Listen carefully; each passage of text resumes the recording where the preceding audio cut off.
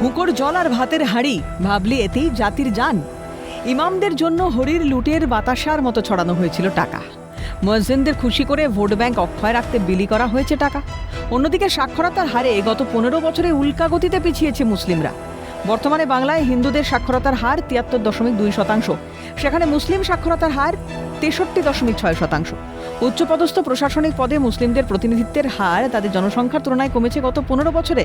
বিগত সরকারের জমানায় মুসলিম সমাজের বড় অংশই মূলত আনুষ্ঠানিক খাত বা দিনমজুরির উপর নির্ভরশীল।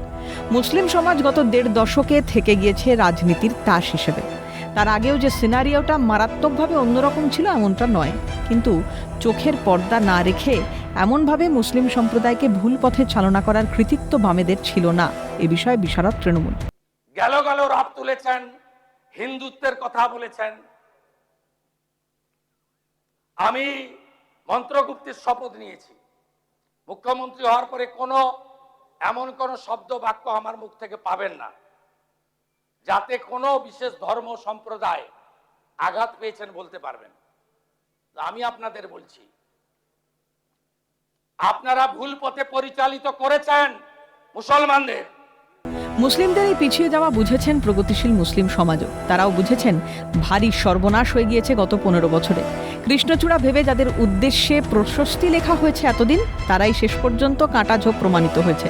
মুসলিমদের পেছনের দিকে এগিয়ে দেওয়া হয়েছে সুচতুর কৌশলে। 100% ঠিকই কথা বলেছেন মাননীয় মুখ্যমন্ত্রী শুভেন্দুবাবু, একদম 100%। কারণ সবচেয়ে সহজ হিসেব দেখুন, যে 5,713 কোটি টাকা সেটা এই সংখ্যালঘু উন্নয়ন এবং মাদ্রাসা উন্নয়নের জন্যে প্রজেক্ট করে দিয়েছিল। তার ভিতরে 50 কোটি টাকা খরচা হয়েছে কি মানে আমার বিশ্বাস হয় না। এবং এখানে মাননীয় মুখ্যমন্ত্রী যে 60% বরাদ্দ কমিয়ে দিয়েছেন, এটা একদম সঠিক। কারণ যেটুকু দিয়েছে সেইটুকু পূর্ণাঙ্গভাবে যদি সংখ্যালঘুদের উন্নয়ন এবং মাদ্রাসা উন্নয়নে ব্যবহার হয়, তাহলে কিন্তু সংখ্যালঘু এবং মাদ্রাসা ভালো একটা জায়গায় যাবে। শামসেরগঞ্জ করছে, কারা করছে তাদের বিরুদ্ধে কোনো অ্যাকশন হচ্ছে না। দেখুন, যারা কাকদ্বীপ করেছিল, দুজনকে পুড়িয়ে মেরে দিয়েছিল, 8 ঘন্টার মধ্যে তারা সবাই জেলে। সরকার চাইলে অপরাধীরা জেলে যায়। তামান্নাকে যারা মেরেছিল তাদের দেখুন সব জেলে চলে গেছে কয়েক ঘন্টার মধ্যে, গেছে তো। তাহলে দিদি চাইনি ওরা জেলে যাক, দিদি চায় ওরা দুষ্কর্ম করুক, দিদি চায় এটা। তবে এবার বদলাবে পরিস্থিতি। ভারতীয় মুসলিমদের সঠিক পথে পরিচালনা করবে রাজ্য সরকার, এমনটাই আশ্বাসবাণী শোনাচ্ছে তারা।